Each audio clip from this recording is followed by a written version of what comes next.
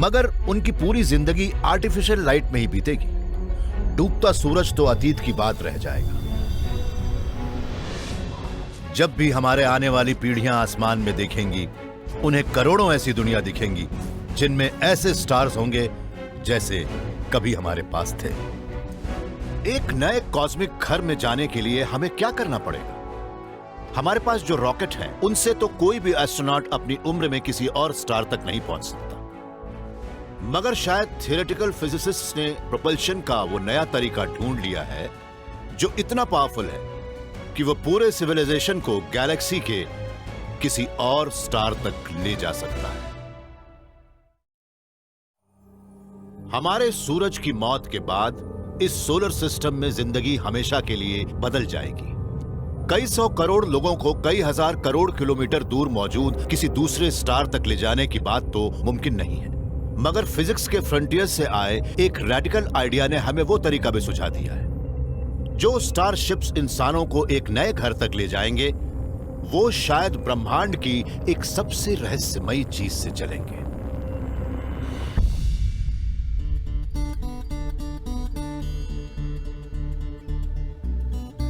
Shawn वेस्टमोलैंड एक mathematician और एक फिजिसिस्ट है, और ये ऑफिस से दूर रहने पर ही ज्यादा बेहतर काम कर पाते हैं।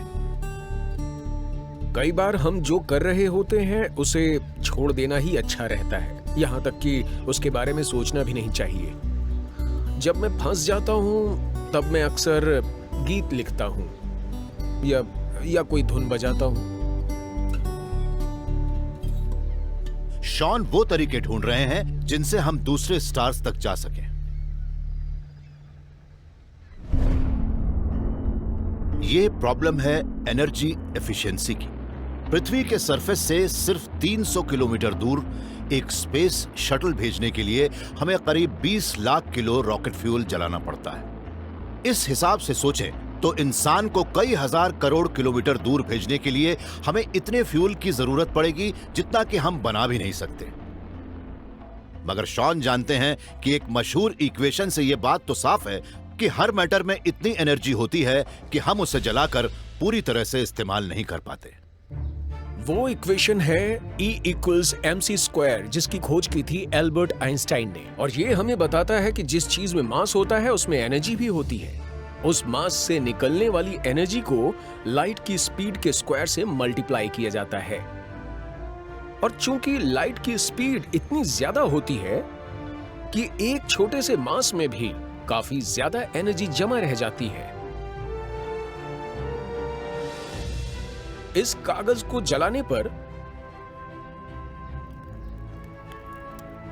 इससे काफी एनर्जी निकल रही है, मगर इस प्रोसेस में मैं इस मास के 1% के करीब 1500 करोड़वें भाग को ही एनर्जी में कन्वर्ट कर पा रहा हूं। जल्दी ही पृथ्वी पर एनर्जी पैदा करने की सबसे एफिशिएंट प्रोसेस होगी हाइड्रोजन फ्यूजन, जिसमें मास के करीब 1% को एनर्जी में कन्वर्ट किया जा सकेगा। मगर शॉन और उनके कोलीग्स मानते हैं कि नेचर ने कहीं ज्यादा एफिशिएंसी वाली एनर्जी फैक्ट्रीज बना दी है। Black holes.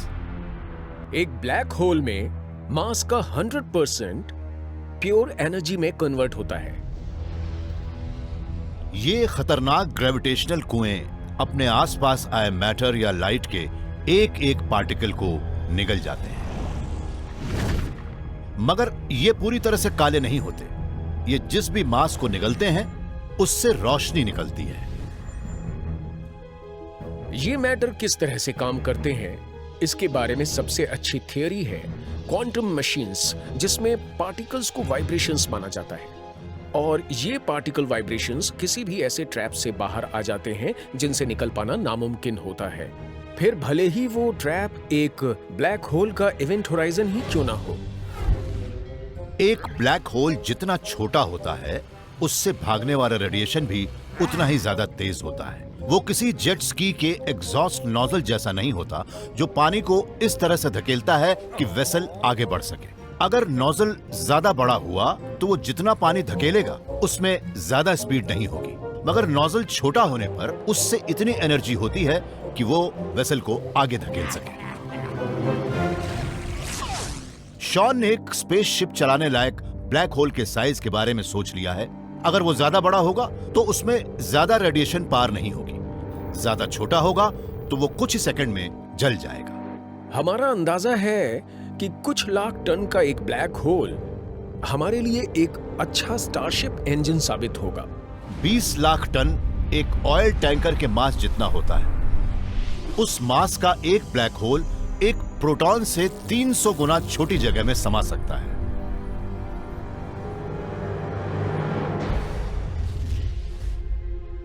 A Shawn, a captain Dan, क्या हाल है? बढ़िया।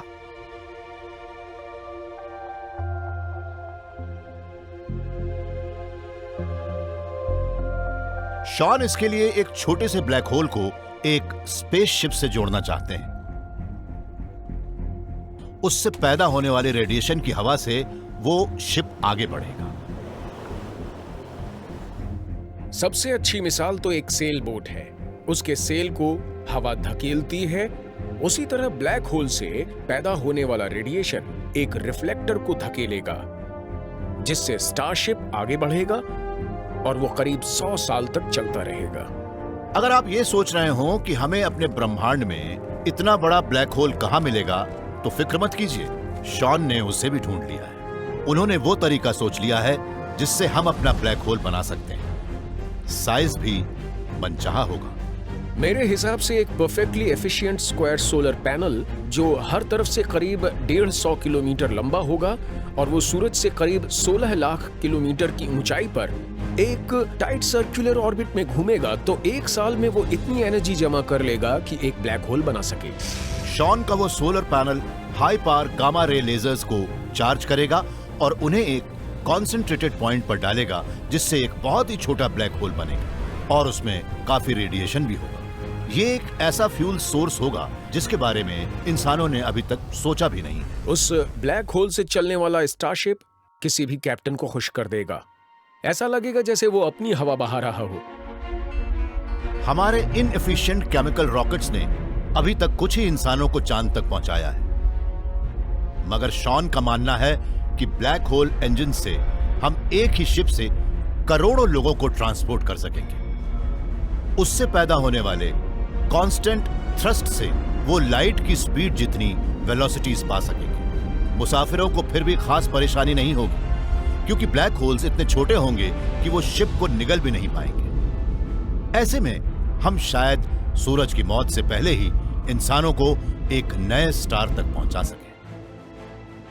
जिस तरह से पिछली सेंचुरीज के एक्सप्लोरर्स ने नई नई दुनिया खोजी थी, पृथ्वी पर नए नए कॉन्टिनेंट्स ढूंढे थे, वैसे ही फ्यूचर एक्सप्लोरर्स हमारे सोलर सिस्टम के पार नई नई दुनिया की खोज करेंगे। अगर हमने ब्लैक होल्स की पार को साध लिया तो एक दिन हम कॉस्मिक सेलर्स बन जाएंगे और एक से दूसरे स्टार की सैर करेंगे। मगर हमारे ब्रह्मांड के हर स्टार की एक एक्सपायरी डेट है। हमारे सूरज की एक दिन मौत हो जाएगी, इसी तरह ब्रह्मांड के हर स्टार की मौत तय है। जब ब्रह्मांड में अंधेरा छा जाएगा, तब वो जीवन नजर नहीं आएगा जो आज दिख रहा है। मगर इंसान का अंत इस तरह से नहीं हो सकता, क्योंकि हम एक नया ब्रह्मांड बना सकते हैं। एंथनी एग्वेरी आर्टिस्ट्स के लिए मशहूर शहर सांता क्रूज में मौजूद यूनिवर्सिटी ऑफ कैलिफोर्निया में एक कॉस्मोलॉजिस्ट है। यहां की स्पिरिट के मुताबिक वो भी एक ऐसे यूनिक क्रिएटिव प्रोसेस की तलाश में है जिससे हमारा पूरा ब्रह्मांड बना था। ब्रह्मांड में हर वो चीज है जो हमें नजर आती है, मगर मॉडर्न कॉस्मोलॉजी मानती है कि शायद ऐसा है नहीं। ब्रह्मांड उस तरह से क्रिएट या इवॉल्व नहीं हुआ जैसा हम मानते हैं। ये बात पता लगने पर हमें लगने लगा कि ये एक ऐसी प्रोसेस है जो कई बार दोहराई गई और उससे हम सिर्फ यही नहीं, कई और ब्रह्मांड भी बना सकते हैं। एंथनी भी दूसरे कॉस्मोलॉजिस्ट्स की तरह यही मानते हैं कि आज से 137 करोड़ साल पहले ब्रह्मांड बड़ी तेजी से वजूद में आया और उसने वो रूप लिया जो हम आज देख रहे हैं। वो ये भी मानते हैं कि क्रिएशन की उन फोर्सेस ने एक कॉस्मिक मैकेनिज्म इन्फ्लेशन की वजह से जाने और कितने ब्रह्मांड बनाए।